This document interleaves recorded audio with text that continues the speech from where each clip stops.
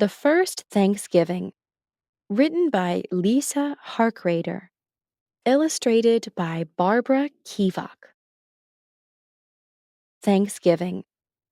A family gathers around a table. They carve a large turkey, roasted golden brown. They pile their plates with gooey sweet potatoes, tart cranberry sauce, and creamy pumpkin pie. They may believe that they are keeping the tradition started on the first Thanksgiving.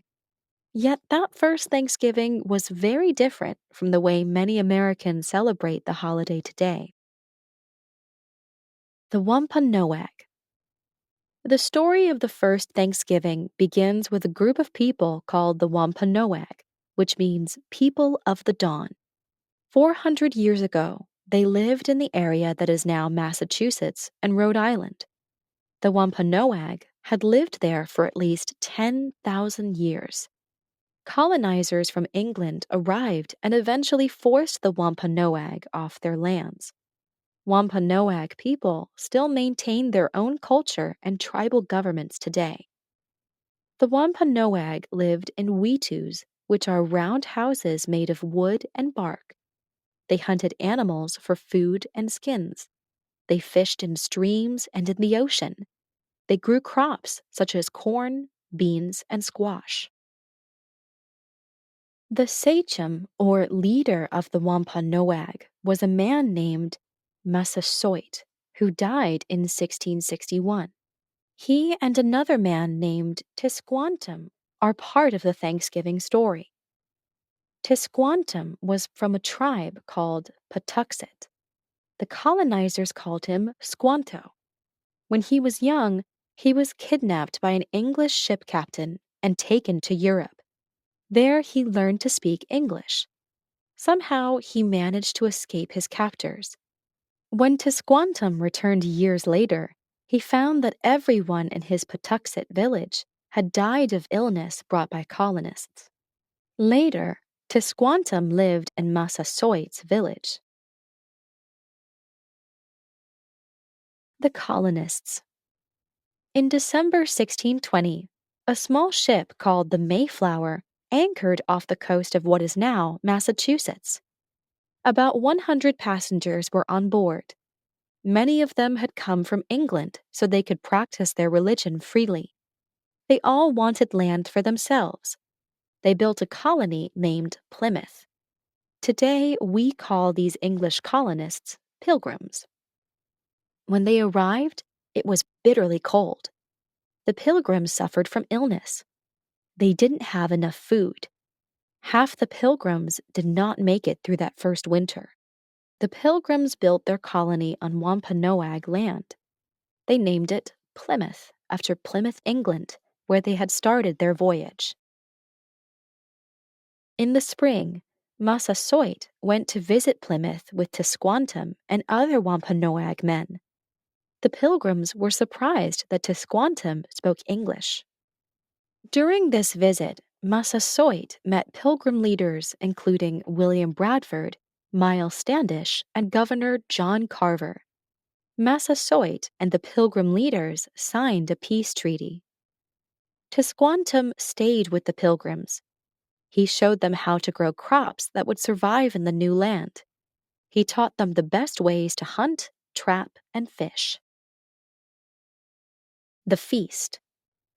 In the fall of 1621, the Wampanoag heard gunshots. Massasoit took 90 Wampanoag to Plymouth Colony. The Wampanoag were concerned that the colonists were attacking native people or that the colonists were under attack. According to the treaty they had signed, the Wampanoag had to help the pilgrims. They found that the pilgrims were hunting fowl. The pilgrims wanted the fowl for a celebration feast.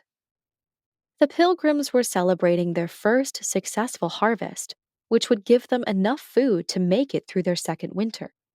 It was successful in large part because of the help they received from the Wampanoag. Massasoit sent some Wampanoag men to hunt deer. They brought 5 deer to the feast. The harvest feast was not an organized meal like our Thanksgiving today. The Wampanoag came and went from the colony throughout the feast. For 3 days, the Pilgrims and Wampanoag ate, played games, and celebrated. Thanksgiving myths. The Thanksgiving story has been told countless times, yet many things we believe about the first Thanksgiving are not true. The name, Pilgrims. The myth, the English colonists were called Pilgrims. The facts. In England, people were not allowed to belong to any church except the Church of England. The colonists left England so they could have their own church. They called themselves separatists, not pilgrims, because their church was separate from the Church of England. In fact, all colonists wanted their own land, but they weren't all separatists. The holiday. The myth. We may think that today, all people in the United States observe Thanksgiving in the same way. The facts. Many Wampanoag and other native peoples mark the holiday as a day of mourning. Some gather on Thanksgiving Day at the statue of Massasoit in Plymouth, Massachusetts. They remember the violence and suffering English colonists inflicted on their people. They honor the strength of their ancestors. The name Thanksgiving. The myth. The colonists called their feast Thanksgiving. The facts. The colonists did not call their feast Thanksgiving. For them, it was a harvest festival. People around the world have celebrated good harvests with feasts and ceremonies for thousands of years. The colonists' feast in 1621 was part of a long tradition. The friendship. The myth. The Pilgrims and the Wampanoag had a long, peaceful friendship. The facts. Although the Wampanoag offered help and knowledge to the Pilgrims, the relationship between the two groups was not always peaceful. More and more English colonists arrived seeking land. They attacked native peoples, and soon war broke out in 1675. War, as well as diseases brought by the English, led to the deaths of millions of native peoples. The tradition. The myth. People in the United States celebrated Thanksgiving each year after that first Thanksgiving. The facts. The United States didn't have a national Thanksgiving holiday until almost 250 years later.